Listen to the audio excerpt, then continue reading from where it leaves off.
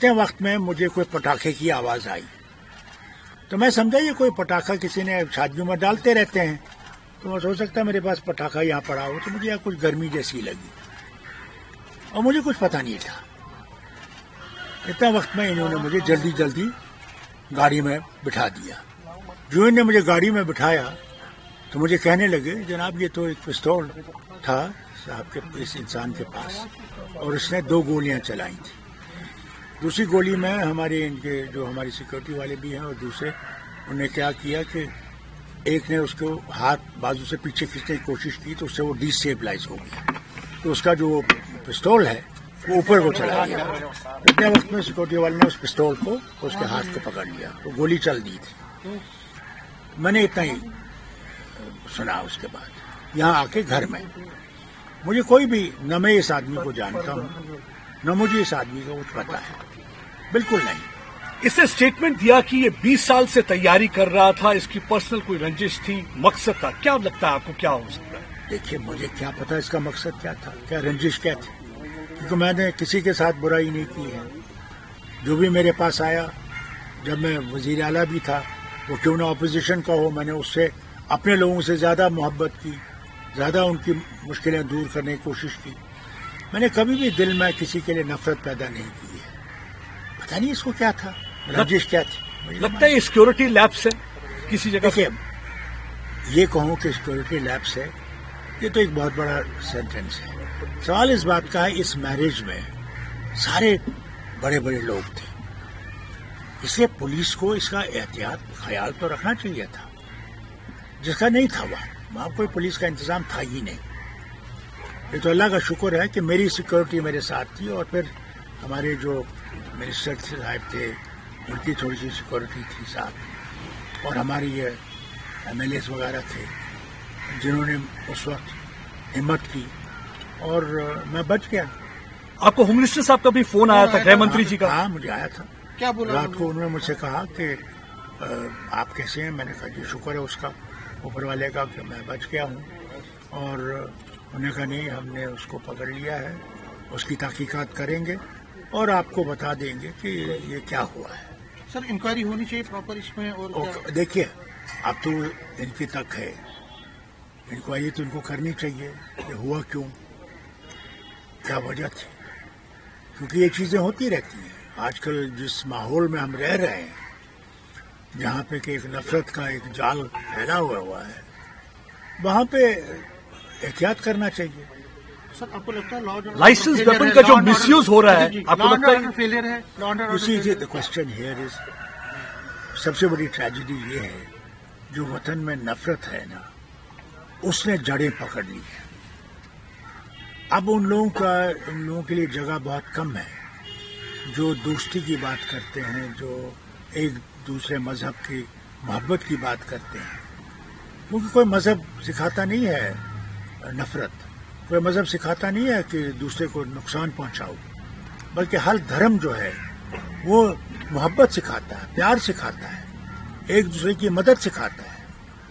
اور میں سمجھتا ہوں کہ ہم نے اس دھرم کو چھوڑ دیا ہے۔ کیا کہنا چاہیں گے اپنے ان پی ایس اوز کے لیے جنہوں نے ڈفلیکٹ کرا تھا؟ بڑا الزام لگایا، انہوں نے کہا کہ پولیس نے کوآپریٹ نہیں کیا، وہاں پہ پولیس کی گاڑی نہیں اویلیبل نہیں تھی، جو کوآپریشن دیکھیں نا وہاں پولیس تھی ہی نہیں۔ سب سے بڑی بات تو یہ پولیس تھی ہی نہیں، جبکہ پولیس کو ہونا چاہیے تھا۔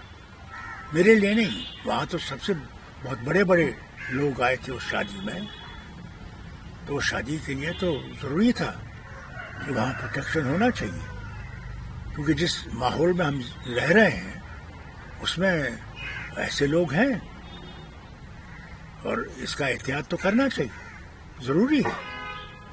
آپ اپنے پی ایس اوز کا رول کیسے دیکھ رہے ہیں جس طریقے سے انہوں نے ڈفلیکٹ کیا ہے؟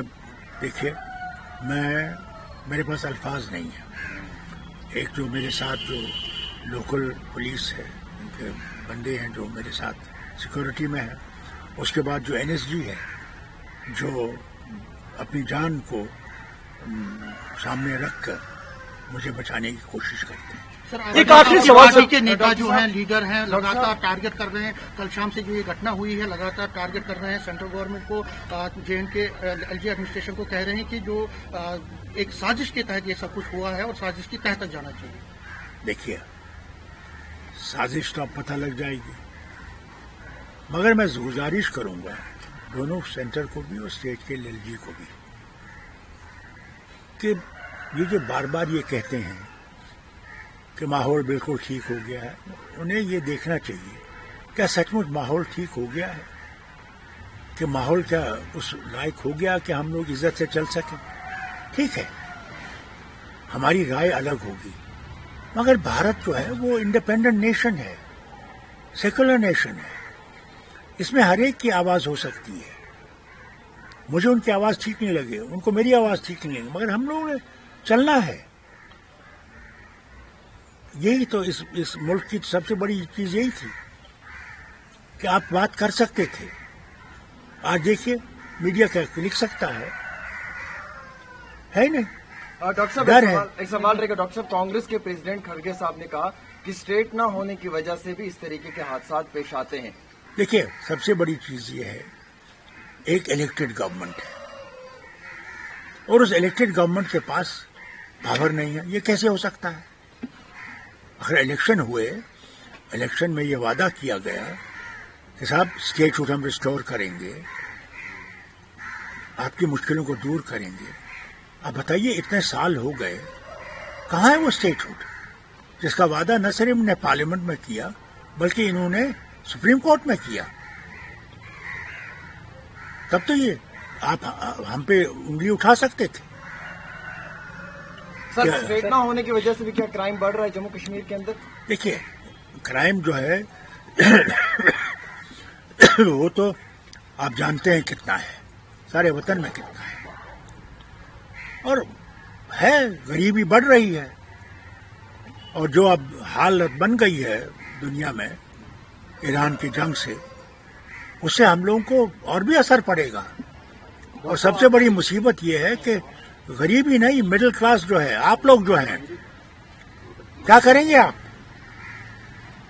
ہر ایک چیز کا دام چڑھ رہا ہے، آپ کے تیل کا دام چڑھ جائے گا، آپ کے گیس نہیں ملے گی، کیا کریں گے؟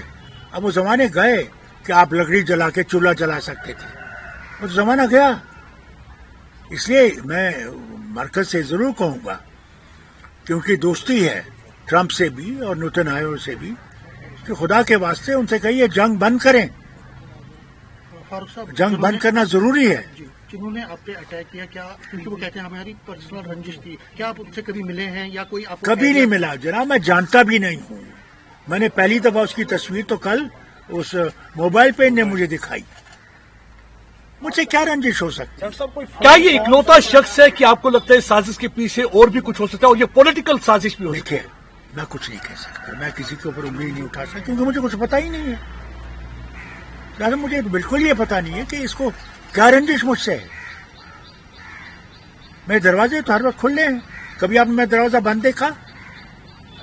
جو بھی آتا میں اس کا سنتا ہوں، جتنا ہو سکتا ہے مجھ سے میں اس کا کام کرتا ہوں. ڈاکٹر صاحب آپ کی سیکیورٹی جو کیولکیڈ ہے اس کو بھی ڈاؤن گریڈ کیا گیا تھا، تو کیا اس کا بھی نتیجہ ہو سکتا ہے؟ دیکھیے آپ کتنی بھی سیکورٹی بڑھائیں، جو قاتل ہے he has an advantage, remember always. اس کے پاس ایڈوانٹیج ہے، وہ کہاں پہ آپ کو ٹارگٹ کرنا چاہتا ہے، کیا کرنا چاہتا ہے، وہ بہتر جانتا ہے بنسبت کی سیکورٹی کے. میں یہ کہوں کہ صاحب اور سیکورٹی بڑھائیے، اس سے مجھے کوئی فائدہ سوال نہیں. سب سے بڑی مصیبت یہ ہے کہ وی لیو in an era where terrorism is up in the sky اور اس کا ہم کنٹرول کر نہیں رہ سکتے. Well, last question, sir. Home Minister has assured you of action and results very soon. And what actually you conveyed him while you were talking to him? I said to him, thank you for calling and I hope you will be able to get down to the ground of this. فاروق صاحب And I wished him well. Shabbir شاہ کی بیل ہو گئی ہے، supreme court نے آج شبیر شاہ کو بیل دی ہے، کس طرح سے لیتے ہیں، کیا ریئیکشن؟ بہت مبارک ہو. میں سمجھتا ہوں ان سب کو چھوڑنا چاہیے. آئیں اور اس وطن کو بہتر بنائیں کہ لوگ یہاں زندہ رہ سکیں، انسانیت سے زندہ رہ سکیں، نفرتیں چھوڑ دیں. ہمارے ہندو بھائی آج بھی یہاں بیٹھے ہوئے ہیں، کب تک بیٹھیں گے؟ 34 سال ہو گئے जबकि उस वक्त के गवर्नर ने उनसे कहा था कि हम 2 महीने में आपको ले जाएंगे। खैर, वक्त तो आ गया है कि इंसानियत से हम रहें, कब तक नफरत में रहेंगे। मैं हैरान हूं। अरे यार, मुझे एक किताब दिखाओ आप, वो हिंदुओं की हो, मुसलमानों की हो, ईसाइयों की हो, बौद्धों की हो, जिसमें नफरत की बात कही हो। उनसे भी यही कहते हैं कि साहब हमने सारों ने दोस्ती में रहना है। अगर उसने हमें अलग अलग बनाया होता तो फिर हमारे लिए दवाइयां भी अलग अलग होती। अगर मुझे सर में दर्द है, सरदार साहब को सर में दर्द है, वही दवाई तो खाएगा ये भी और मैं भी। तो इंसान तो हम हैं, तो कब हम इंसान की तरह रहने की कोशिश करेंगे, ये मसला है। आपका शक किस ओर जाता है डॉक्टर साहब? क्या कोई टेरर एंगल भी हो सकता है इस एक्सपीरियंस में? क्या हो सकता है? Terror angle. देखिए, टेरर तो हमारे वतन में है, न सिर्फ हमारे वतन में, दुनिया में टेरर है। आज कहीं भी कुछ हो सकता है, किसी मुल्क में भी, जिसके लिए सारी दुनिया कोशिश कर रही है इसको खत्म करने की, और हो नहीं रहा। एक आखिरी सवाल सर, आपको लगता है कि जो यूनाइटेड स्टेट्स ऑफ अमेरिका और इजराइल है, अपने पॉलिटिकल ऑब्जेक्टिव जिस तरीके से वो कह रहे थे कि डिसमेंटल करेंगे रेजिम को, उसमें सक्सेसफुल हुए हैं या मिलिट्री ऑब्जेक्टिव में सक्सेसफुल हुए हैं? देखिए, मैं आपको कुछ बातें पीछे बताना चाहता हूं। जवाहरलाल नेहरू का वक्त था, रूस के जबरदस्त दोस्त थे, और रूस की फौज जब ईरान में गई तो पहला शख्स जिसने रूस के खिलाफ बात की वो जवाहरलाल नेहरू था। उसने कहा रशिया को अपनी फौजें वापस ले जानी चाहिए। दूसरा, मनमोहन सिंह, जब एटॉमिक डील हो रही थी तो मनमोहन सिंह को वहां के प्रेसिडेंट ने टेलीफोन किया कि साहब हमें आपका वोट चाहिए। एक मसला था जिस पे उनके वोट की जरूरत थी, नहीं तो आपकी जो न्यूक्लियर डील है उसमें अड़चन पड़ जाएगी। मनमोहन सिंह जी ने पता क्या कहा, this is a sovereign nation, what is in interest of the sovereign nation, that decision we will take. That is what India is. So what Prime Minister India Narendra Modi- remains sovereign nation, and India should decide what is best for India. That is important. Thank you.